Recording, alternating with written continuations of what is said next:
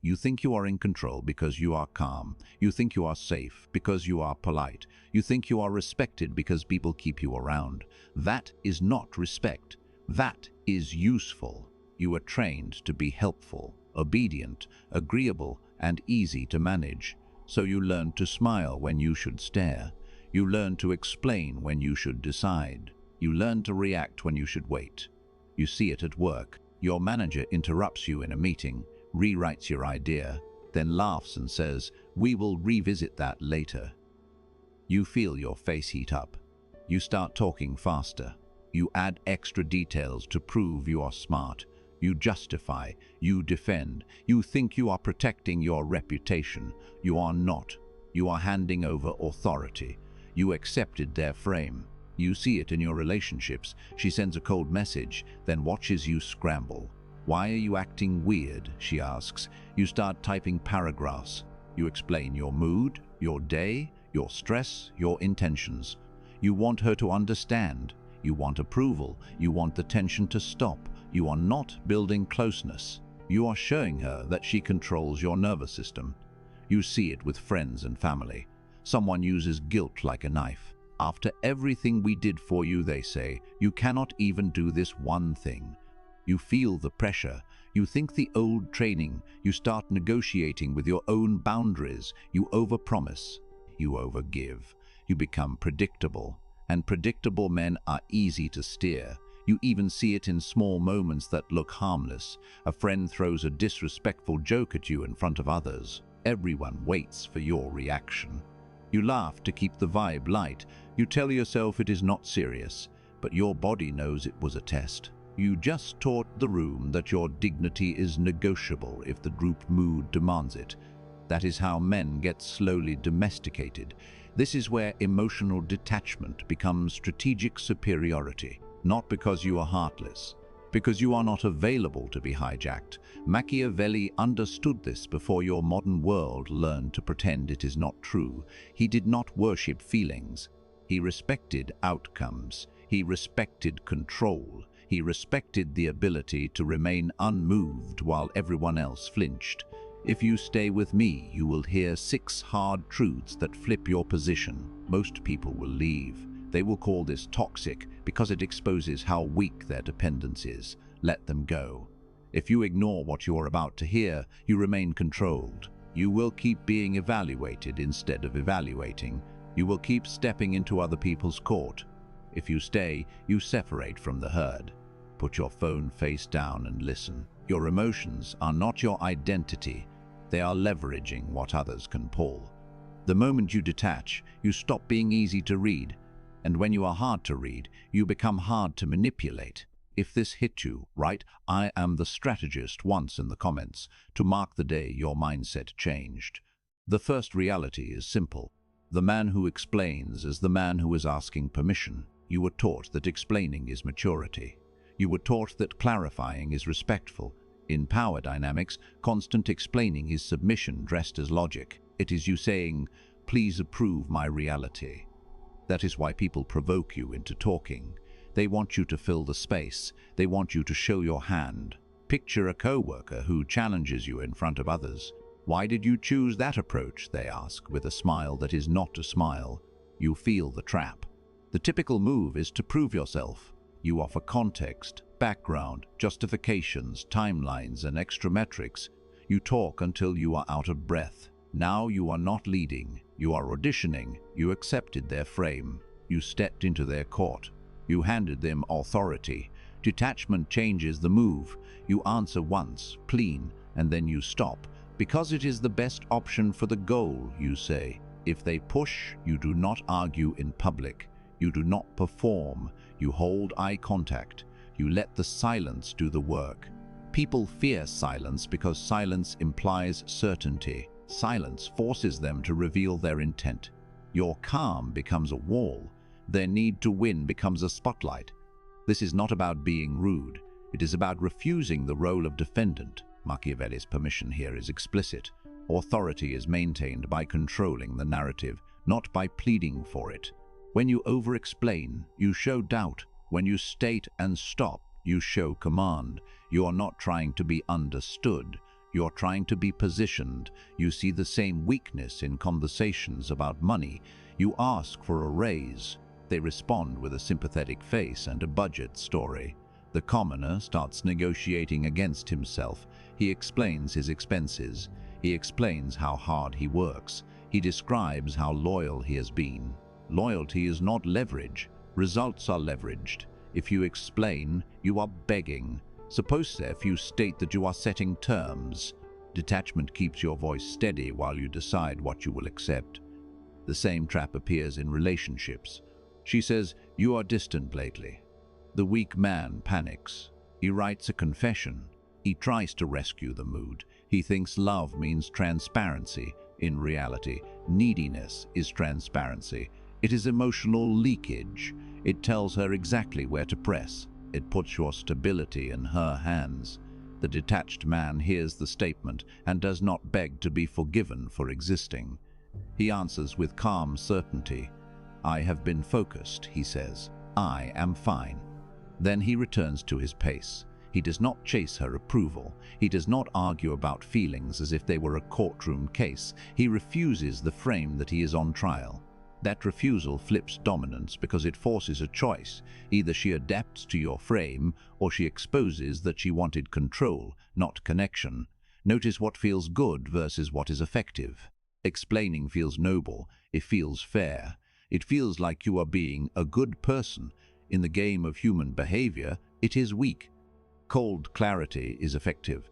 Controlled distance is effective. Detachment is effective. That is the moral inversion. What feels warm is often the move that makes you manageable. The second reality is that approval is a leash. The moment you want to be liked, you become programmable. People do not even need to hate you to control you. They need to sense you crave acceptance. Then they give you small rewards. A smile, a compliment, a good job, and you start working for it like a dog. You see this in groups. You walk into a room and immediately scan faces. You adjust your tone. You laugh at jokes you do not respect. You agree too fast. You try to be easy. You call it a social skill. It is not. It is permission seeking. You are asking the room to tell you who to be. That is why you feel drained after social time. You are performing for approval. Strategic detachment flips the direction. You stop trying to fit. You stop observing. You become the evaluator. You do not rush to speak. You listen for status games. You watch who interrupts. You watch who flatters. You watch who seeks attention. Then you decide how you spend your time. Your attention becomes scarce, and scarcity creates value. A simple real-life example. Someone tells a story and looks at you, waiting for laughter. The typical move is to give them a laugh to keep the vibe smooth. You donate approval. You donate validation. You teach them that your reaction is easy to collect. The detached move is to smile only if it is real. If it is not real, you stay neutral. You do not punish. You do not reward. You remain calm. That neutrality is power because it breaks the expectation of automatic approval. This shift also protects you from social traps. Someone says, "You are so quiet, what is wrong with you?" They are not curious. They are trying to pull you into performance. The commoner explains, "Nothing is wrong, I am just tired." Now they own the interaction. The detached man keeps his frame. "I am listening," he says, and stays quiet. You refused their evaluation and set your own pace. Machiavelli would call this control of appearances without surrendering your core. You can be polite without being obedient. You can be social without being evaluated. The moment you stop chasing approval, you flip the hierarchy. People begin to wonder, what does it take to earn his respect? That question is leverage. That question places you as the standard, not the applicant. This is why emotionally detached men often feel intimidating to people who live for approval. They cannot read you. They cannot farm validation from you. They cannot easily categorize you, so they either compete for your attention or they try to label you as cold. Both reactions are proof of impact. You do not debate the label. You let them carry it. The third reality is that access is not love. Access is currency. The man who is always reachable is the man who is always cheap. You were trained to respond fast to prove you care. You were taught to explain quickly to prove you are not guilty. You were taught to be available to prove your loyalty. That training makes you predictable. Predictable men get used to it. Look at the phone. A message arrives, and your body moves before your mind does. You feel the impulse. You answer instantly. Using speed equals commitment. What it really shows is that you have no higher priority. You are waiting for someone else's signal to feel alive. That is not masculinity. That is dependency disguised as romance. Detachment creates strategic distance. You control the tempo. You answer when it fits your pace, not when it hits their screen. You are not playing games. You are refusing to be trained. You refuse the frame that other people's urgency is your emergency. And when you refuse that frame, you force others to respect your time. A real scenario. Your partner sends a sharp text and then goes silent. The commoner chases. He calls. He apologizes for things he did not do. He tries to fix an emotion he did not create. He is buying peace with his dignity. The detached man does not run toward pressure. He does not collapse. He reads the message, then returns to his life. If there is a real issue, it will survive a calm conversation later. If it is a control test, your calm refusal ends it. This is where silence becomes an instrument. Silence is not absence. Silence is authority. When you stop filling every gap, other people start filling it with their own thoughts. They project, they worry, they imagine. Their mind does the work that your words used to do. That is why silence creates fear. Not loud fear, quiet fear. The fear of not knowing where they stand. Machiavelli's realism is brutal here. People respect what they think they can lose. They chase what is scarce. They devalue what is constant. So you do not make your presence free. You do not automatically direct your attention. You do not make your reassurance endless. You keep your frame. You keep your pace. You keep your center. That is not cruelty. That is positioning. The fourth reality is that reacting is surrender. The person who triggers you controls you. It does not matter what you say after. The moment your voice rises, the moment your fingers rush to type, the moment you feel the need to correct them, you are no longer leading, you are responding, you are on the defensive. And defense is always weaker than offense in social power. You see this with provocation. Someone makes a disrespectful joke. They watch your face. If you explode, they win because they moved you. If you laugh nervously, they win because they paced you beneath them. The commoner chooses one of those two. He either becomes emotional or becomes agreeable. Both are predictable. Both are controllable. Detachment gives you a third option. You do not laugh. You do not rage. You pause. You look at them like you are deciding what they are worth. Then you say one line, calm. Do not speak to me like that. And then you stop. No extra words. No debate. No explanation is needed for why it is disrespectful. You are not pleading for basic respect. You are stating a boundary as a fact. This also protects you in the attention economy. Someone attacks you online. They tag you, bait you, and wait for a reaction. The commoner writes an essay. He tries to win over strangers. He burns energy in a public arena that he does not control. The detached man does not feed the frame. He does not argue with ghosts. He stays silent or speaks once, then exits.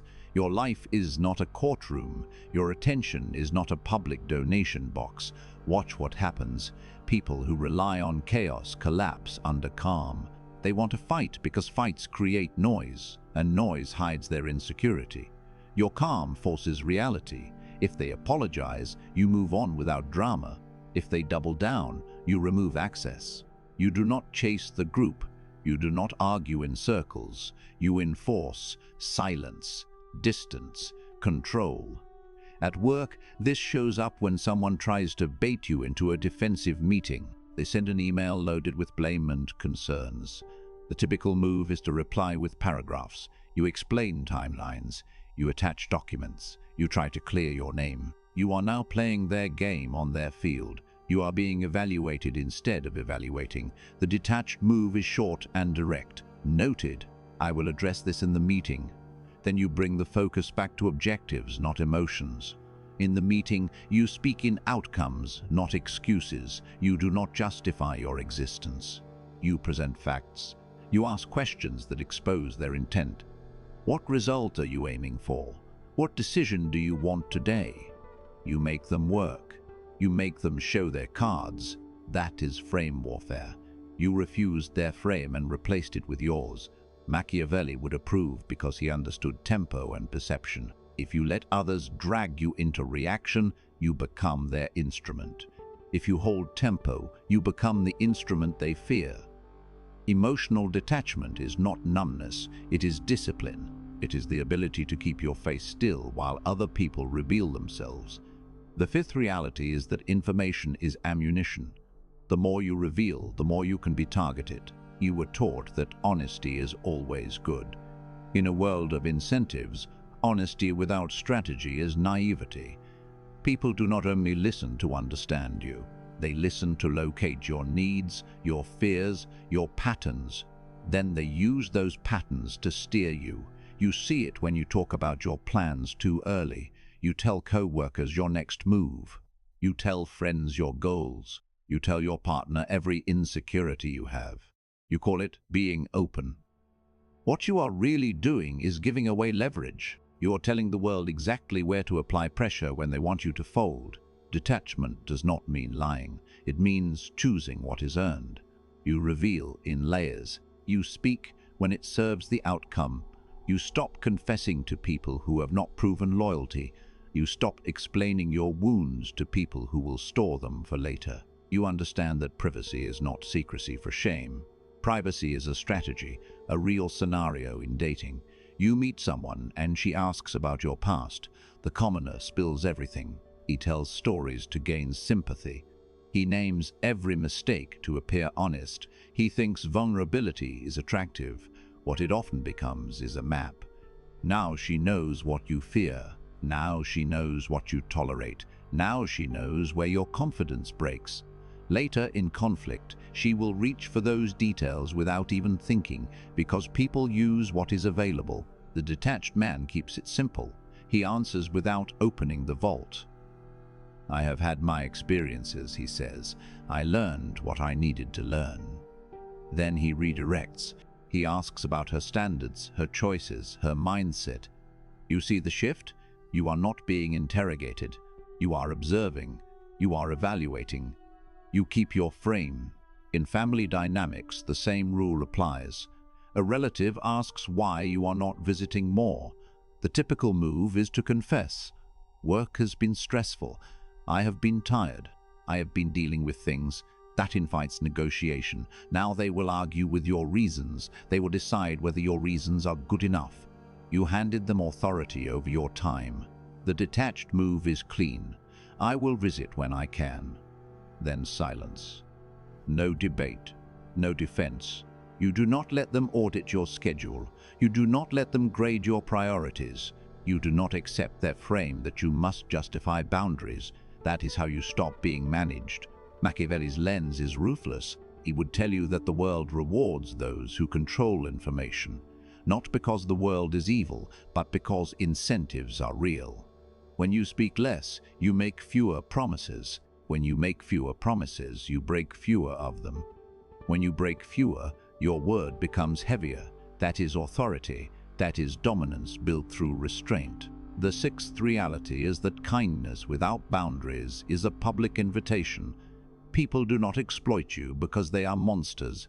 They exploit you because you allow it and because it works. Your moral identity becomes your trap.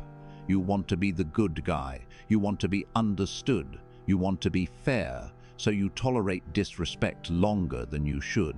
You keep giving chances. You keep negotiating with people who are not negotiating in good faith. Here is the moral inversion again. What feels good is weak. It feels good to forgive fast. It feels good to keep the peace. It feels good to be liked. It feels good to avoid conflict.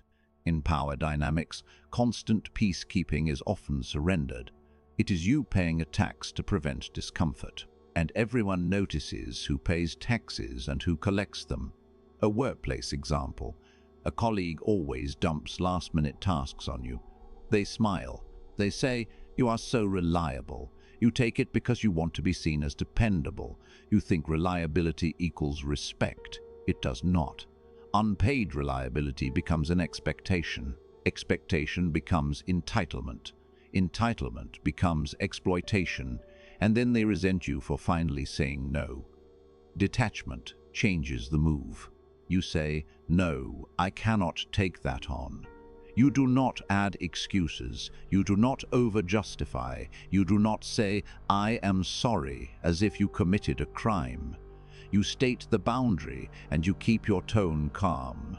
If they push, you repeat it. Same words, same pace. You do not argue. You do not react. You enforce with consistency.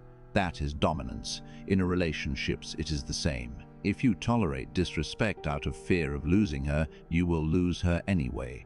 Not because she is evil, because she will sense you have no frame. She will feel you are operating from a place of my approval. She will feel you can be moved. People do not follow men who can move every emotion in the room. They follow men who create a sense of stability in the room. Machiavelli is often reduced to one line, but the reality is sharper. Love is unstable. Fear is stable. That does not mean you terrorize people. It means you become a man with real boundaries. A man whose no costs something. A man who is not easily accessed, not easily swayed, not easily guilted. You avoid hatred by being fair, but you do not beg to be loved. You do not trade authority for comfort. Now you start to see the pattern across every shift. Silence, control, approval, authority, dominance, frame. These are not words, they are levers. When you explain, you give away authority. When you chase approval, you give away dominance. When you offer unlimited access, you give away value.